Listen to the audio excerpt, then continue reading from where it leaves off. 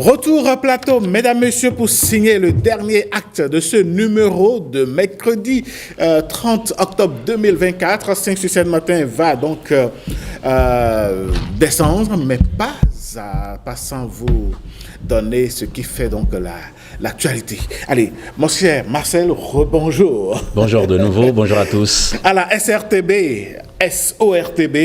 les travailleurs trop maltraités montent enfin au créneau. Retard dans les paiements de salaire, défaut de renouvellement des contrats d'assurance maladie du personnel, manque de personnel, aggravé par le non-renouvellement des contrats de travail de certains agents malgré les avis motivés de leurs supérieurs hiérarchiques et le manque de budget de production et de fourniture de bureaux, non-implication du personnel et de ses représentants dans la mise en œuvre des réformes, caporalisation de la gouvernance de la SRTB par la tutelle.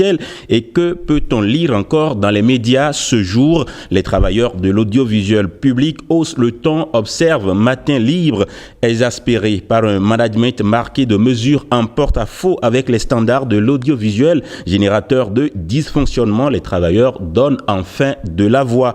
Ils alertent sur les prémices d'une gouvernance à contre-courant de performance, préjudiciable aussi aux réformes ambitieuses du président de la République. Pour la SRTB, les travailleurs s'indignent et dénoncent leur non-implication dans la mise en œuvre des réformes. Pour la retransmission de la session budgétaire de Porto Novo, par exemple, c'était la croix et la bannière. Cette retransmission était le fruit de l'impréparation de la direction de la SRTB. Conséquence, à la veille de l'événement, les techniciens ont passé toute la nuit à installer le matériel à la belle étoile. Et il y a plein d'autres exemples encore rapportés par Fraternité. Au même moment, les gens veulent de la qualité. Comment peut-on obtenir la qualité dans ces conditions? Fustige le secrétaire général du syndicat des travailleurs de l'audiovisuel public. Madame le ministre a dit qu'elle a fait des réformes et que l'ORTB doit pouvoir s'améliorer. Mais c'est Madame la ministre elle-même qui bloque les missions, même quand la SRTB ne doit pas dépenser un seul franc CFA. Des exemples précis rapporte le matinal. Assemblée générale de l'UAR, Union africaine de radiodiffusion au Nigeria.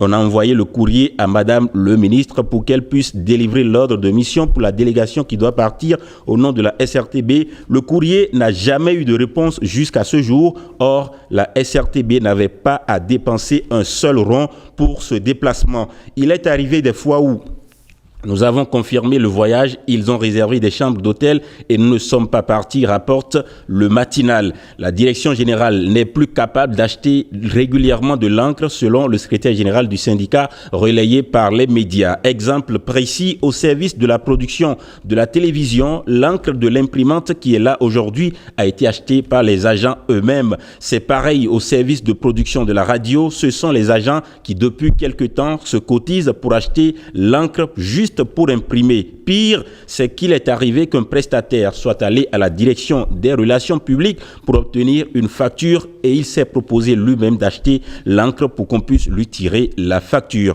C'est une mise à mort de ce précieux moyen d'information du public qui se tisse si rien n'est fait, avertit le syndicat soutenu par le personnel qui estime d'ailleurs que des gens autour du chef de l'État ne lui ont toujours pas dit la vérité au sujet de l'ORTB. Il compte d'ici peu passer à la vitesse supérieure si leurs préoccupations ne sont pas prises en compte. Eh bien, voilà, on espère que toutes ces revendications ne seront pas tombées dans des oreilles de sourds afin que nous continuions, mesdames, messieurs, par vous servir et servir la nation chaque fois et chaque jour quand c'est possible.